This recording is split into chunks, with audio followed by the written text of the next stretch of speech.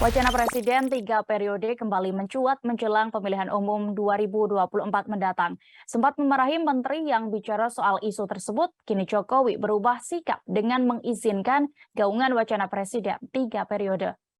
Pernyataan itu disampaikan Presiden Joko Widodo pada 28 Agustus 2022 kemarin di Kota Bandung di hadapan para relawannya. Alasannya mengemukakan wacana jabatan 3 periode untuk seorang presiden merupakan bagian dari kehidupan berdemokrasi. Bagi Jokowi, wacana-wacana perpanjangan masa jabatan presiden tak berbeda dengan desakan publik agar presiden diganti atau mengundurkan diri. Namun dirinya akan tetap patuh kepada konstitusi yang ada.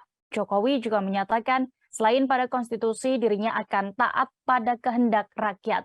Kalimat yang sama kemudian ia ulang sama persis sekali lagi. Namun justru para pendukungnya semakin kuat mendesaknya maju lagi sebagai calon presiden.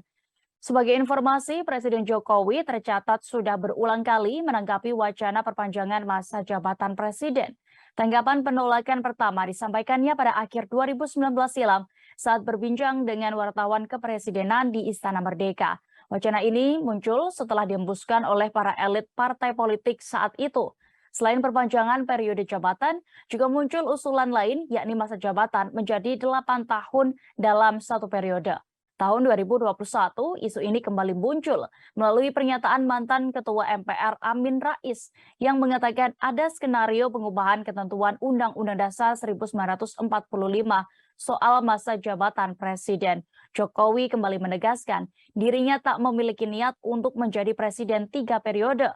Awal tahun ini, isu ini juga kembali bergulir setelah dihembuskan oleh Ketua Umum PKB Muhaimin Iskandar. Kala itu, Caimin mengusulkan agar pemilu ditunda karena mempertimbangkan pandemi COVID-19 dan dampak ekonomi nasional.